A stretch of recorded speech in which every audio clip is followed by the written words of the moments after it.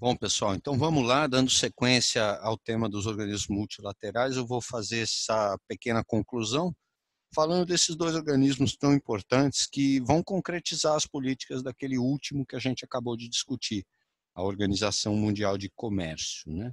A gente tinha visto aqui que a OCDE é um órgão de formulação de políticas, e aí vamos ver como elas são aplicadas pela atuação desses dois bancos. O FMI, que é o Fundo Monetário Internacional, e o Banco Interamericano de Reconstrução e Desenvolvimento, hoje conhecido apenas pelo nome de Banco Mundial. Essas organizações, embora tenham um protagonismo muito grande no mundo de hoje, elas não são novas, elas nasceram em outro contexto, o contexto de reconstrução da Europa do pós-guerra. Elas são oriundas da chamada Conferência de Bretton Woods, né? A gente trata mais disso na parte de geografia, mas a Conferência de Bretton Woods é uma reunião muito importante que, de certa forma, cria os parâmetros do que viria a ser o sistema financeiro internacional após a Segunda Guerra.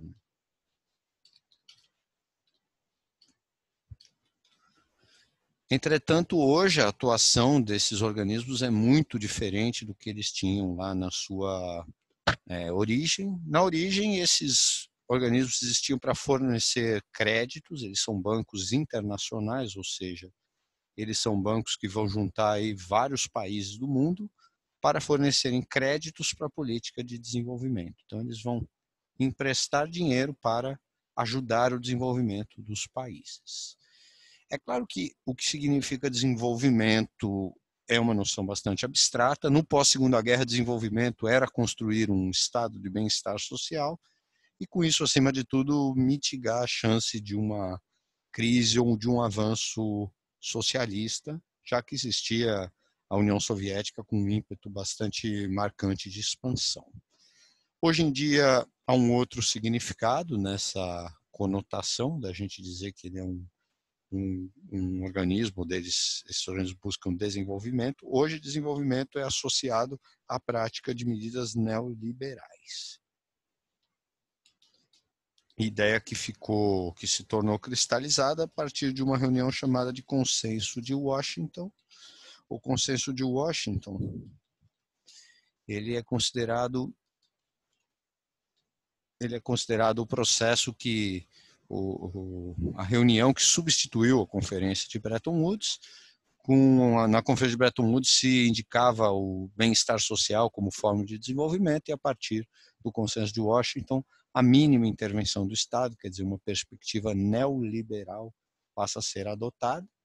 E vamos ver o FMI e o Banco Mundial representando muitas vezes o interesse de países considerados desenvolvidos, porque os bancos internacionais, ambos, FMI e Banco Mundial, têm no dinheiro aportado, né, nos seus credores, a estrutura de comando. Então, quanto mais dinheiro você disponibiliza no FMI para ser emprestado, mais poder de decisão você passa a ter. Nesse sentido, a gente tem, desde a fundação e até hoje, uma hegemonia, né, um domínio muito evidente dos países que formam a chamada tríade, Estados Unidos, Japão e Europa, que têm a maior parte dos recursos, então mandam na agenda política e podem defender que seja implementada uma agenda política condizente com os seus interesses. Quer dizer, diferente de um banco convencional, onde a grande preocupação é como é que o devedor vai pagar a dívida, a atuação do FMI e do Banco Mundial vai num sentido diferente. Eles não são bancos realmente preocupados com o lucro, mas sim com as próprias condições políticas que eles mesmos vão produzir.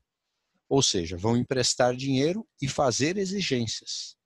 Estes empréstimos, se não vierem acompanhados das respectivas exigências, vão ser congelados, né? São empréstimos que se dão sob condições políticas, vão sendo liberados gradativamente, e se um país foge do receituário indicado pela FMI ou pelo Banco Mundial, os créditos são interrompidos.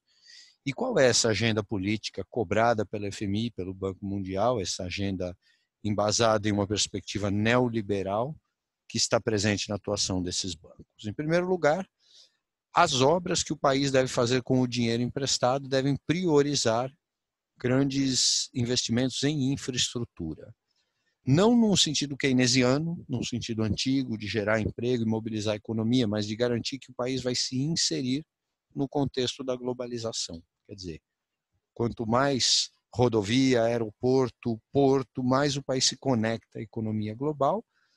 É óbvio que isso acaba por beneficiar os próprios países da tríade, cujas empresas espalhadas pelo mundo vão poder utilizar essa infraestrutura para produzir mais barato e escoar a sua produção.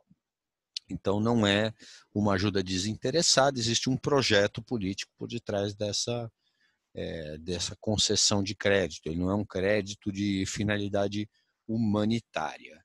E, em segundo lugar, nós temos a exigência fundamental, sem a qual nenhum país consegue dinheiro do FMI, que é perseguir o chamado superávit primário, que não é o superávit de comércio, é o superávit das contas públicas. Eu já havia explicado isso na aula de comércio exterior brasileiro. A gente diz que há superávit primário quando o Estado consegue arrecadar mais dinheiro do que ele gasta. Quer dizer, o Estado deve gerar economia e essa economia vai garantir que vai ser paga a dívida, ou pelo menos os juros da dívida. Só que existe um problema muito grande nisso, porque quando um país vai buscar dinheiro do FMI, normalmente é porque a sua economia já não está bem. Ele já está com problemas econômicos, então o país vai buscar dinheiro justamente para tentar sair da crise. E para isso ele vai ter que produzir um superávit primário. Como é que se produz o superávit primário? Diminuindo gastos públicos ou aumentando a arrecadação. Só que aumentar a arrecadação é sempre algo muito complicado. Cobrar mais impostos pode atrapalhar uma economia em crise, tende a trazer um movimento de oposição muito grande da população. Então, o que acaba acontecendo na prática mesmo é que os países vão ser obrigados a cortar gastos públicos para poder gerar o tal do superávit. Essa política de gerar superávit a partir de corte de gastos públicos vai ser chamada de política de austeridade, um termo muito, muito importante, porque as medidas de austeridade prevêem que o Estado deve cortar gastos públicos e gerar caixa, gerar economia. Só que estados em crise têm dificuldade de gerar economia, então vão passar a cortar gastos de setores que muitas vezes são amplamente sensíveis e impactantes na população geral. Já que nós vimos aqui anteriormente que não é possível, a maioria dos países, cortar gasto de infraestrutura. É exigência que você invista em infraestrutura. Então, só resta aos países cortar gastos dos setores mais delicados, serviços e gastos sociais. Quer dizer, normalmente países que vão receber dinheiro do FMI vão precisar diminuir gastos com educação, com funcionalismo público, com a saúde pública, com a previdência. Quer dizer, isso se torna uma condição para empréstimos. Num primeiro momento, isso parecia ser um mecanismo saudável, porque fazendo isso os países equilibram as suas finanças e diminuindo o seu nível de endividamento, a economia voltaria a crescer. Mas não é o que aconteceu na maioria dos países. Na maioria dos países, a política de austeridade gerou um processo de aprofundamento de crises. Porque se eu diminuo o valor gasto com previdência, eu poupo gastos, mas significa que eu tenho gente ganhando menos, aposentados com salário menor. Aposentados com salário menor compram menos. Então empresas vendem menos, demitem mais. E com isso a crise se aprofunda. Por isso, depois nós vamos tratar com mais detalhe, a atuação do FMI foi muito criticada, por exemplo, na crise grega e espanhola, onde muitos cartazes nas manifestações pediam o fim das políticas de austeridade. A mesma coisa do que aconteceu recentemente no caso da Argentina. Países que recusaram veementemente uma política de austeridade justamente porque ela vai sendo implementada e ao invés dela tirar o país da crise, ela acaba o precipitando completamente na crise, o que, além de gerar problemas econômicos, vai arrastar muitos países para uma situação de revoltas populares e instabilidade política. Então, muitas vezes nós temos a atuação do FMI vista como suspeição, né? Vista com suspeição. O presidente da Argentina viu sua popularidade declinar radicalmente após as medidas de austeridade firmadas no acordo com o FMI. A Argentina já tinha o trauma de outros acordos com o FMI e isso provavelmente foi o ponto central na não no fracasso do projeto de reeleição do presidente Maurício Macri, que acabou tendo que devolver o poder à oposição. Bom, além de tudo isso, gente, existe uma outra polêmica que as suas provas têm cobrado com muita frequência, que é essa ideia de que muitas vezes o FMI e o Banco Mundial vão atuar como organismos capazes de violar a soberania dos países. Os presidentes, os governantes, os líderes, na maioria dos países hoje são eleitos de forma democrática. Então, mesmo que a gente não seja exatamente fã deles, não goste deles, eles foram eleitos, eles podem ser destituídos, eles podem ser limitados.